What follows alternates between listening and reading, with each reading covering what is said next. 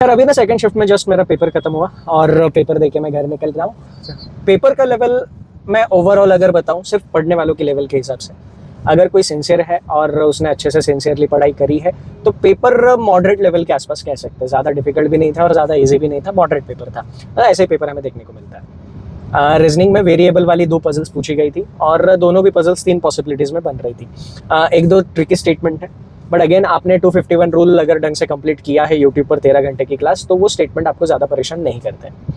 उसके बाद 3 पॉसिबिलिटीज़ में वो वेरिएबल वाली पजल सॉल्व हो रही थी। सर्कुलर अरेंजमेंट 7 लोग इनसाइड आउटसाइड फेसिंग था, वो भी पजल बहुत आसान थी।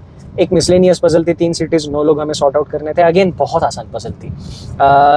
उसके बाद एक ब्लड रिलेशन था जो थोड़ा सा ट्रिकी था। ट्रिकी मैं सिर्फ उन लोगों के लिए कहूँगा जिन लोगों ने ब्लड रिलेशन के सारे पहलू सारे एस्पेक्ट अच्छे से नहीं समझे हैं। बट अगर आपने ब्लड रिलेशन के सारे एस्पेक्ट पहलू अच्छे से समझे हुए हैं तो आपके लिए वो क्वेश्चन ठीक ठाक लेवल का था। और उसके बाद फिर मिसलेनियस में इनइक्वालिटी था, सिलोजिज्म था, direction and distance easy level का था।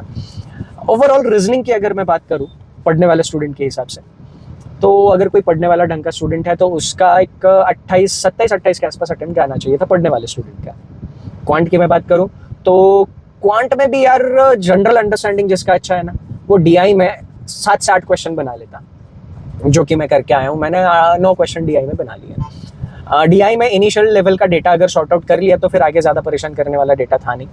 अरिथमेटिक मैंने हमेशा की तरह कुछ देखा ही नहीं अरिथमेटिक, और अप्रोक्सीमेशन था, सिंप्लीफिकेशन था नहीं। अप्रोक्सीमेशन भी ठीक ठीक ही था। एक क्वेश्चन थोड़ा सा मैं बस अटक गया, पता नहीं क्या हिट ऑफ द मोमेंट होगा, बस उसमें थोड़ा सा उलझ गया मैं, तो वो क्वेश्चन मैंने लीव कर दिया अप्रोक्सीमेशन का।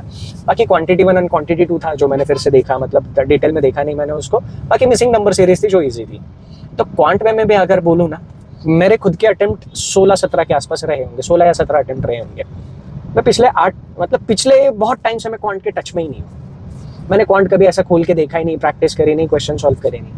तो अगर मैं बिना प्रैक्टिस के, बिना टच के 15 से 16 क्वेश्चन सॉल्व कर सकता हूँ, तो यार फिर आप लोगों की प्रैक्टिस जारी है, मॉक टेस्ट लगाते रहते हो, है ना। तो यार आप लोगों को ज़्यादा मुश्किल नहीं होनी चाहिए थी 20-22 तक पहुँचने में, क्योंकि मैं बिना मेहनत के, बिना प्रैक्टिस के, बिना इन सारी चीज़ों के 15-16 तक पहुँचा, तो आप 20-22 तक तो आराम से पहुँचने चाहिए थे। और रही बात इंग्लिश की, यार इंग्लिश में भी क्या है ना, जिसका रीडिंग अच्छा है, अगर आपका रीडिंग अच्छा है तो आप इंग्लिश बहुत अच्छे से करके आते हैं। ओवरऑल पेपर सारा डिटेल में आपको टेलीग्राम चैनल पर भी मिल जाएगा, और जिनको डिस्कशन चाहिए इस पेपर का, वो डिस्कशन मैं अभी यूट्यूब पे भी करा दूंगा।